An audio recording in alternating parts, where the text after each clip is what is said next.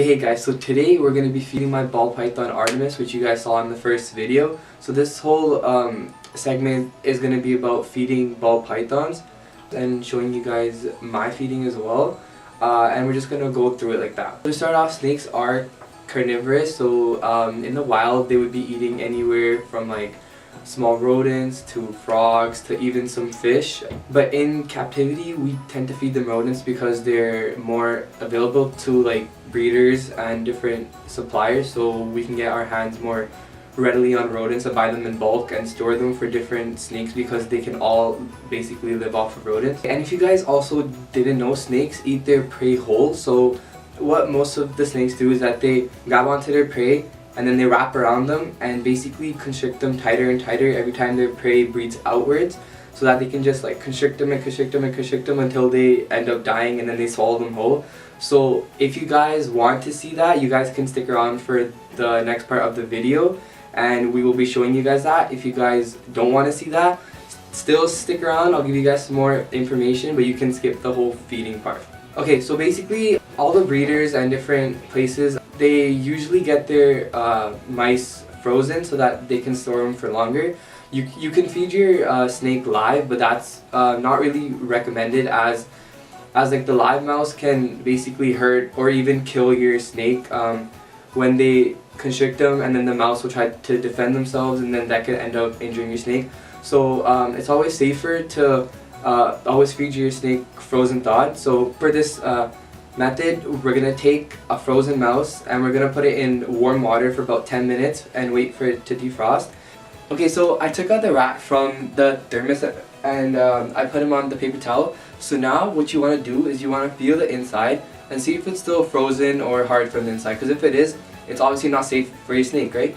So now I know you guys might think this is weird, but you just want to feel it, okay? This is not disgusting, it's for science, okay? It's for educational purposes, so I'm allowed to do this, okay? So you want to just feel it, and he feels pretty soft to me, and I don't feel any cold spots or anything.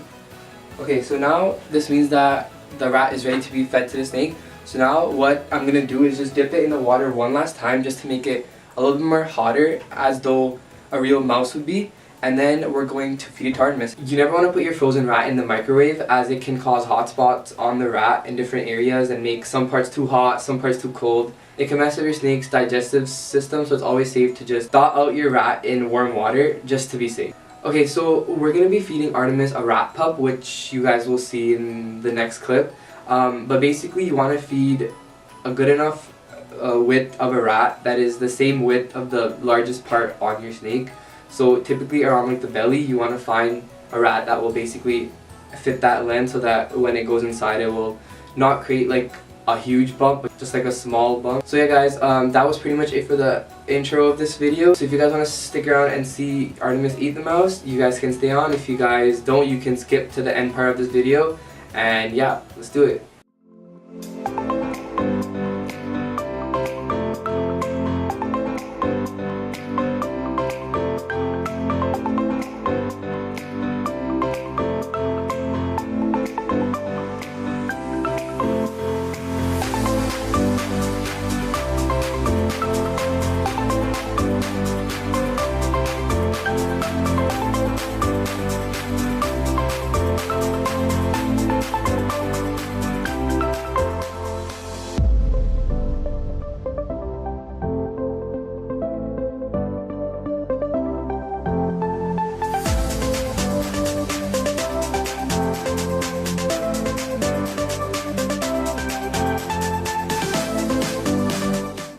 Okay guys, so I hope you guys enjoyed the video and saw Artemis basically swallow that whole mouse whole, and she like stood up and grabbed it and did some weird stuff. But yeah, I hope you guys learned a lot about snakes and how they feed and what they eat, especially in captivity.